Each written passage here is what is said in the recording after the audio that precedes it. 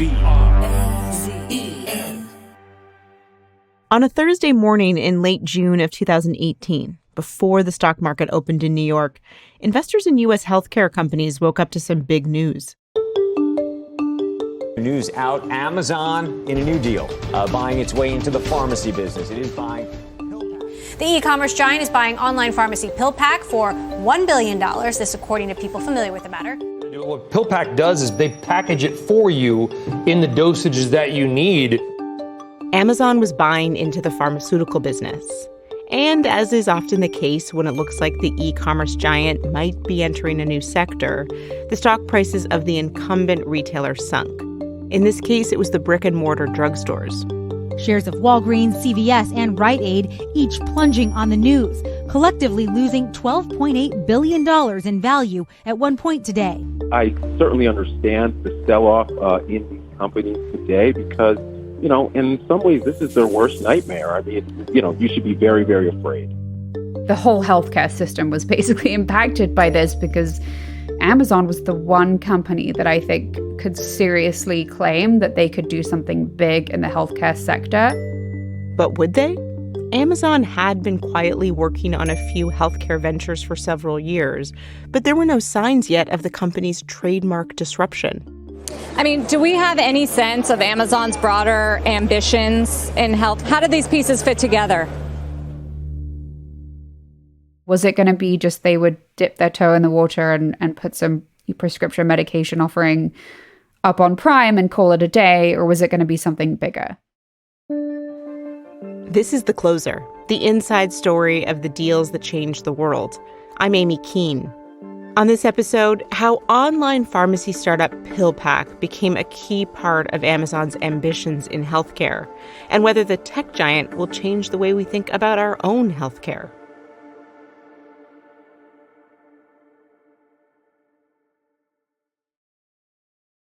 Hi, I'm Christina Farr. I'm a health tech investor with Omer's Ventures, and for about 4 years I worked at CNBC, where I covered Amazon's foray into health, notably the acquisition of PillPack. Christina first came across PillPack in 2017, which she says were still the early days of digital healthcare.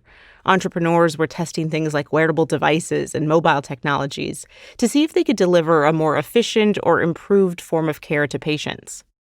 There weren't nearly as many companies as there are today. And PillPack was definitely one of the more interesting ones from the get-go. They had a really strong social mission around making it easier for people to receive their medications.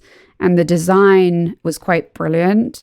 Here's a clip from a PillPack promotional video. PillPack is a new kind of pharmacy. We package your medication and deliver it directly to your door. All you have to do is tear and take your next dose. Managing your medication has never been easier.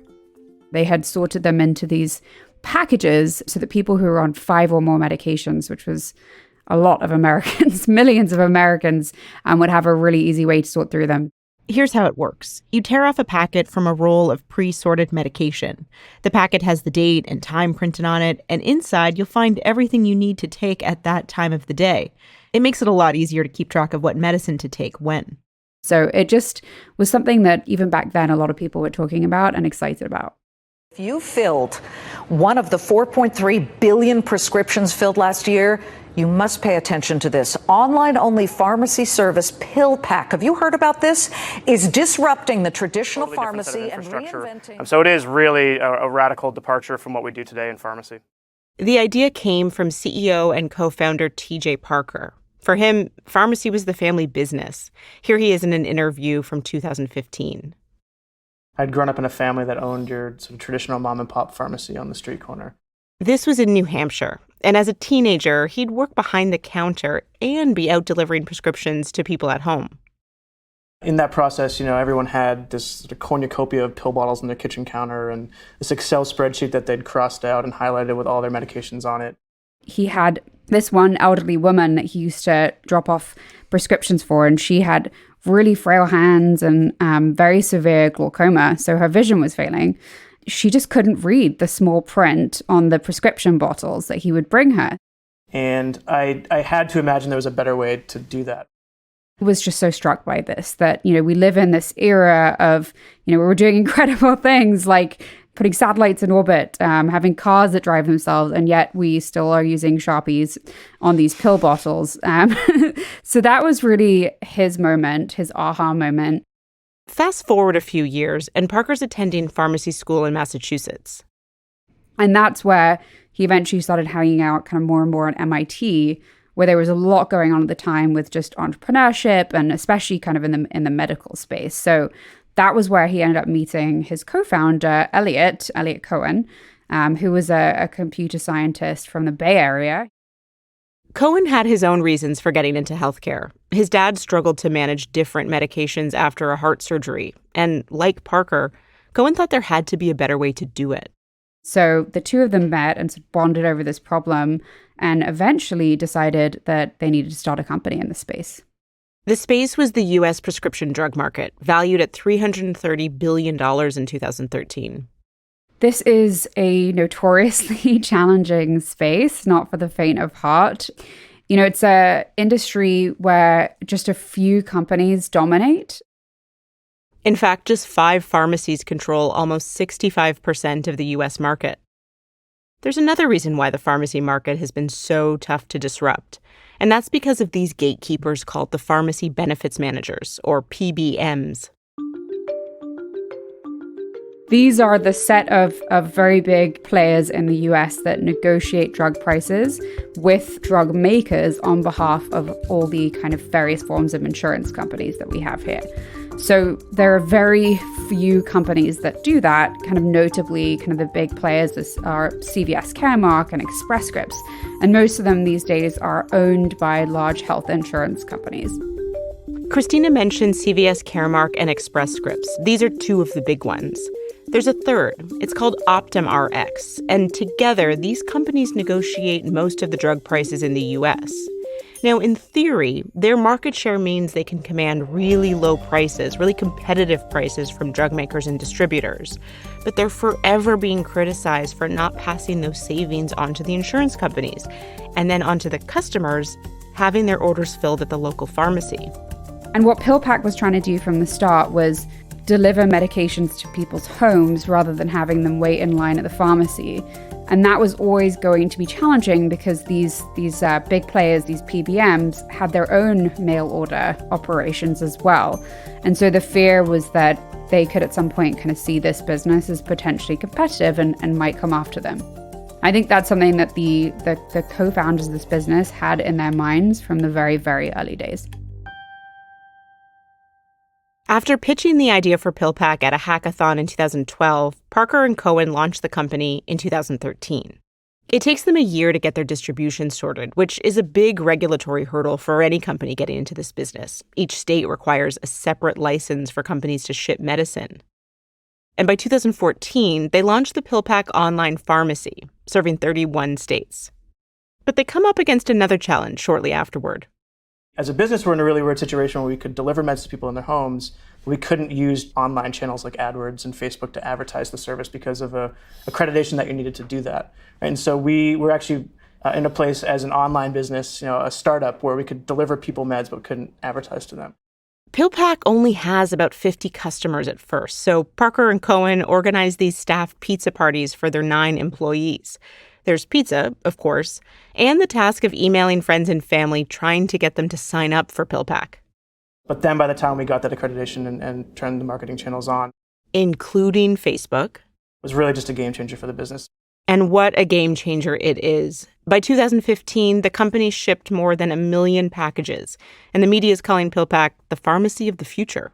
And there were tens of thousands of people using it quite quickly. It really, really caught on. And people really liked receiving these roll of pre-sorted medications that PillPack was known for. One of the things that I found really interesting about them was they did quite well on Facebook. And that was definitely like a key kind of avenue for them for recruiting patients. But they did very well on cable television.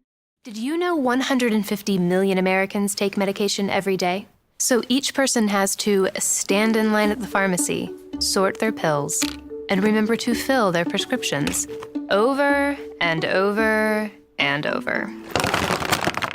So when I was at CNBC, I used to see the PillPack ads all the time.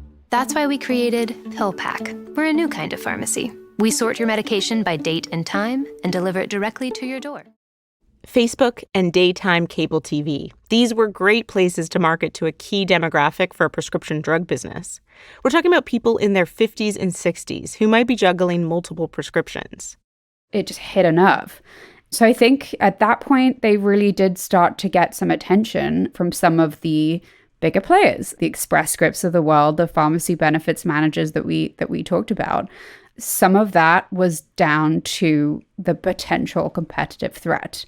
And this was never something that any of these companies would acknowledge. At the time, I think, if asked, they may have said, what's PillPack? But you would talk to PillPack about it, and they very much kind of always assumed that something would happen, and eventually it did. One of the big pharmacy benefits managers, Express Scripts, took issue with the way PillPack represented itself, saying it should be licensed as a mail-order business, not a retail pharmacy. Some drama certainly unfolded, and this was, very, very bad news for PillPack. It's 2016. PillPack is at the time valued at about $360 million, having just raised $60 million. Then disaster strikes. They hear that Express Scripts is going to be cutting PillPack out of its network overnight. So what does that mean? It means about a third of PillPack's patients who were using health insurance to purchase medications on PillPack would not be able to do so, basically overnight. Now, because of the way the U.S. prescription drug market is set up, it's basically impossible to run a consumer-facing pharmacy without being in-network with the big PBMs. Maybe PillPack could pivot to some other type of pharmacy business, but TJ and Elliot want to help regular people with their prescriptions. And what Express Scripts is doing is an existential threat to that mission. And for PillPack, losing such a massive chunk of its business could seriously be a death blow for this company. But instead of retreating, Parker, Cohen, and the PillPack team fight back. When you look back at it, it was just a genius move on all fronts. It was a multi-pronged effort. My name is Bryce, and I'm from Texas. They had all of their patients put out these videos that were like these really emotional campaigns of just why people loved PillPack. And those they posted all over the internet with a hashtag Fix Pharmacy. I have 7 different medications I have to take every day. And I was really tired of opening and closing bottles. Sometimes I neglect it. It complicated my life. I thought there should be a better way. My son told me about PillPack, and I've been taking it ever since. Those started to really pick up in terms of just getting traction. They would talk to the press. They were talking to me at CNBC. And of course, TJ was just out there with this story of how this massive incumbent was basically a monopoly at the time and had come down on them as this kind of underdog startup company. And it became a David versus Goliath moment in the media. No wonder you were Time Magazine's top 25 best inventions of 2014. TJ, good luck to you. You're solving major problems. Thank you so much. Of course we ate it up. We love these sorts of stories. And then the final thing they did is that they had some investors at the time who were able to reach Jim Messina, who was actually a former White House deputy chief of staff under Obama. So he had a lot of these connections on the Hill. And through him, they started to call, just politicians in DC and start to put some heat on Express Scripts and talk about kind of all the problems associated with these pharmacy benefits managers. It was confrontation on all sides, according to Christina. From what I can remember at the time, they even called it a war room in the office. Every single person on the PillPack team was there 15 hours a day, just fighting Express Scripts, and eventually facing all this pressure, Express Scripts backed down. In the end, this public fight between the two companies only lasts a couple of weeks. And they were given a mail order contract, and this was the kind of contract that they needed to be able to continue to grow. And within 2 years, they had become an absolutely massive company with tens of millions in revenues. And then, PillPack starts to attract a few suitors. There's Walmart, drug maker Novartis, but Parker and Cohen's advisors suggest they meet with one particular executive. His name was Nader Kabani, and he worked at Amazon. And he had been at the company for about 14 years. He also happened to be a classical pianist who'd played with the Seattle Symphony a few times. So just a really interesting guy. And he had just gotten this job as the VP of consumables. And part of that remit was to think about kind of the pharmacy strategy. So he had the PillPack team come out, and TJ Parker came. They start talking, and just everything fades to the background. The two of them are really the stars of the show. And it was the way that Parker talked about the consumer experience, and think about that Sharpie and that poor woman who had poor vision. And he would tell stories like that. And that was what Amazon needed to hear at the time. So the two of them just absolutely hit it off. And that was really, I think, the moment where the acquisition became very obvious. Amazon, particularly Jeff Bezos, was famous for calling the company customer obsessed. And that customer-focused approach aligned with Parker and Cohen's mission for PillPack. Think about it. I mean, at the time, Amazon was like an empire of goods. They had basically everything. And you can buy diapers, you can buy toys, you can buy anything you want, groceries. But the one thing they didn't have is prescription medications. So if you're this group of kind of early 30-something millennials with this passion for fixing pharmacy, and Amazon comes along and says, like, we're going to let you kind of build that product out for the first time and serve millions of people overnight. I mean, I think that's a pretty compelling proposition, not to mention the amount of money that Amazon was willing to pay for this company. That amount, almost $1 billion, $753 million to be exact. This was the deal that sent healthcare stocks tumbling that June morning. Shares of Walgreens, CVS, and Rite Aid each plunging on the news. You know, in some ways, this is their worst nightmare. You know, you should be very, very afraid. When we come back, what was Amazon really up to in healthcare? PillPack took prescription drugs out of the usual in-store pharmacy experience and brought it online. So naturally, Amazon was interested. They had, after all, taken just about everything else out of brick-and-mortar retail. You know, Jeff Wilke, who was running worldwide consumer business, said at the time that what this bet was about was really just saving people time, simplifying their lives, and helping them feel healthy. So that was kind of the outward kind of strategy that they were willing to share back then. And Amazon, of course, was notoriously quiet about everything it was doing in the space.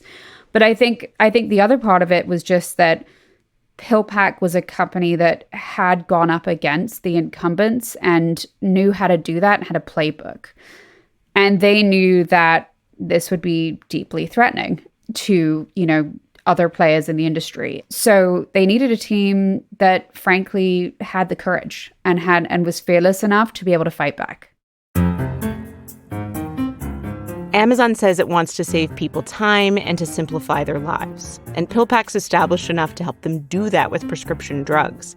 It has the regulatory approval to ship medicine, and it's developed its own software, Pharmacy OS, which automates a lot of the routine tasks pharmacists and doctors have to manage. Here's another thing to consider. That's the value of a pharmacy customer to Amazon. At the time of the acquisition, the average PillPack user was worth $5,000 a year in revenue. Amazon's existing Prime customers were worth just a fraction of that amount. So, you know, Amazon couldn't have missed the fact that our population is getting older, richer, and sicker. That's been the general trajectory for years. And spending on prescription meds is insane in this country. It's about $500 billion a year, and it continues to grow annually. For context, this is more per person than in any other country in the world. And then you look at the picture of chronic disease in this country, and roughly 60% of Americans have at least one chronic illness, whether it's diabetes or heart disease or cancer. So Amazon has to be able to serve this customer. And tens of millions of people are on 5 or more medications in this country. Acquiring PillPack made all the sense in the world to me, because this is the demographic that they need to be serving today and need to be serving tomorrow. And it was a quick way of basically getting into this space. So the deal closes. TJ Parker is getting ready to move to both Utah and to spend some time in Seattle to continue running the company within Amazon. And before he leaves, he has a barbecue. Can you tell me a little bit about this barbecue? Yeah, it was just a sweet kind of get together at the time that Nader was there, Nader Kobani, and he was playing the piano, and some of the key investors came along and brought their kids, and that was the way that they basically celebrated closing out the acquisition. It was just so low-key, almost as if it was kind of a group of friends coming together. But then you remember this was, a near kind of $1 billion decision, and that this was going to make both TJ Parker and Elliot Cohen tens of millions in the proposition of it coming together. But just that was kind of how they decided to celebrate this news, is just some veggies and some steaks on the grill and kids running around. And an Amazon executive on the piano. Then PillPack begins the tough task of becoming a part of Amazon. But to those on the outside, it didn't seem like much was happening. There was a period of time where PillPack was operating kind of independently as its own brand. And so those of us kind of watching the company closely were wondering, was it ever going to be part of Amazon? Amazon had sent mixed signals to the market over the years about its ambitions in healthcare. It had launched and later shut down a telemedicine division. It did the same with this project called Haven, which was an employer health coalition with Berkshire Hathaway and JP Morgan. Analysts and investors were pretty puzzled by the company's strategy. And eventually they decided to launch Amazon Pharmacy. Send you to Amazon. We've been waiting for this. You're absolutely right. And we've been waiting for this. it. There is nothing that Amazon... It was a day a lot of people had been waiting for. In November 2020, 2 years after acquiring PillPack, Amazon was officially launching a pharmacy business. The new service offered home delivery of a mix of generic and brand name drugs for customers in 45 states, and they had plans to bring the service nationwide. I mean, they just continue to constantly be as aggressive as they possibly can be. And this is an opportunity in terms of pharmaceuticals that has been one. So that at that point, it became very clear that PillPack was a core part of Amazon's health strategy going forward. But would Amazon become a proper threat to the healthcare industry? I've always been cautiously optimistic and somewhat, at times, extremely skeptical about any of these big tech companies really doing something in healthcare. It's super complicated. It's regulated. There are corners of it that are run by, a very small number of companies with a lot of power. Was it going to be just they would dip their toe in the water and put some prescription medication offering up on Prime and call it a day, or was it going to be something bigger? The answer, as is often the case with Amazon, was something bigger. In August 2022, it goes on to buy a company called One Medical, which is basically a network of small primary care practices and telemedicine providers. It buys healthcare. Which was a much even bigger acquisition than PillPack and caused even more of a splash. Well, shifting gears to a trending ticker this morning, shares of Amazon on the move after the company entered an agreement to acquire One Medical in an all-cash transaction that's valued at about $3.9 billion. The deal, which includes debt, would add brick-and-mortar doctors' offices to the e-commerce giant's arsenal, marking a dramatic expansion of Amazon's healthcare ambitions. Should a company with tons of data on your purchases also have tons of data on your health? And what will Amazon's business approach mean for patients? So then I started to kind of put the pieces together and think, okay, they've got pharmacy, they've got primary care. Through One Medical, they also have referral networks into health systems, and they have access to seniors with both companies. So something bigger is coming together. And I don't think we know yet kind of what that will ultimately look like, but it feels like what we could be moving towards is a service that resembles what I like to call the front door for medicine. The first kind of place that you can go if you need anything from a healthcare perspective. A front door to medicine. Instead of having to piece together every aspect of care, Think of doctors in different networks, not knowing whether insurance will or won't cover a procedure, finding the best price and availability for your medication. Perhaps it could all be organized by the one company that's transformed online shopping. How long do you think it might be before Amazon or some other equally ambitious enterprise sort of creates that front door? It's going to take time. A lot of this stuff is hard. I mean, even just finding out how much things cost is hard. Simple stuff like, you know, think about the last time you went to the doctor and asked, like, how much is this gonna, like, how much am I gonna have to pay for this? Like, nobody could tell you, and then you get a bill in the mail weeks later.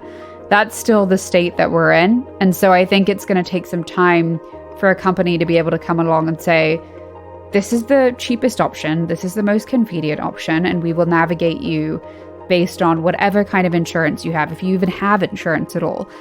That's, to me, like what they need to build, but it's going to take, I think, more acquisitions, more integrations, more partnerships, just a lot more work to get there. To a place in the $3 trillion healthcare industry.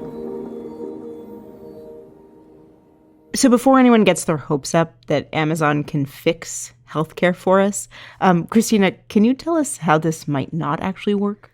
There's lots of things that could prevent them from doing it. There's regulatory attention. This could be perceived as anti-competitive. We could also see some ongoing pushback from competitors in the space who, if Amazon does decide to do something even more ambitious, I think, you know, may have something to say about that. And those are the macro things. And then, of course, you know, on a micro level, it's, do they hire the right people? Do they bring in experts from the healthcare industry, or do they have a bunch of engineers running this that have never kind of worked in the space and have no idea what they're doing? Now that they've kind of put themselves out there and said, we're doing this, expect to see kind of more and more from them in the next few years.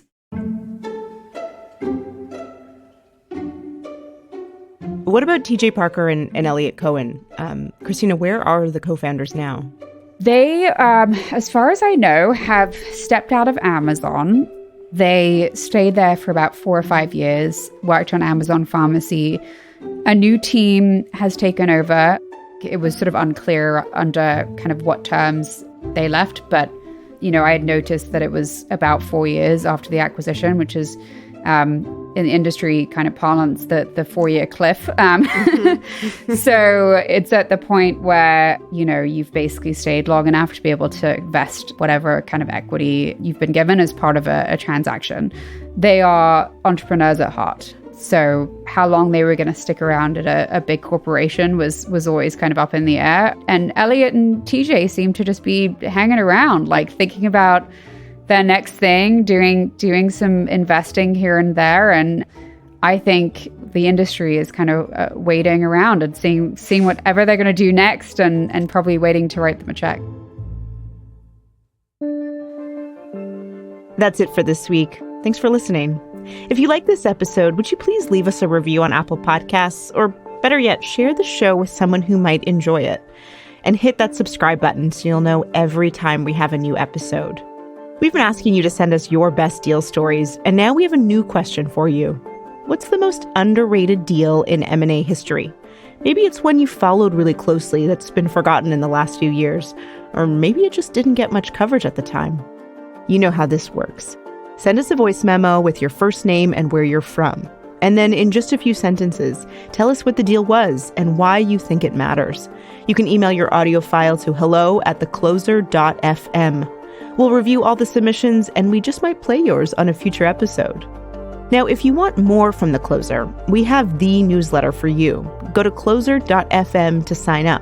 It's written by journalist and Closer producer Ben Walsh, and it's witty, informative, and the place where he's going to dive into the mechanics of M&A and analyze deals in the news. You'll get a chance to see show notes from each episode and much more from our team. So just sign up at closer.fm. And if all of this isn't enough, you can also become a Brazen Plus subscriber on Apple Podcasts for exclusive access to extended interviews and other bonus material from the show.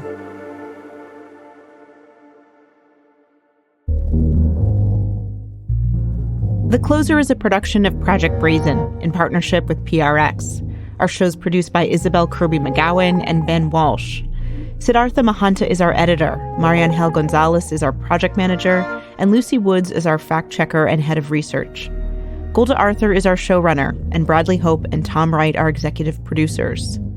At Project Brazen, Francesca Gilardi Quadrio Curzio and Noor Abdel Latif are podcast strategists.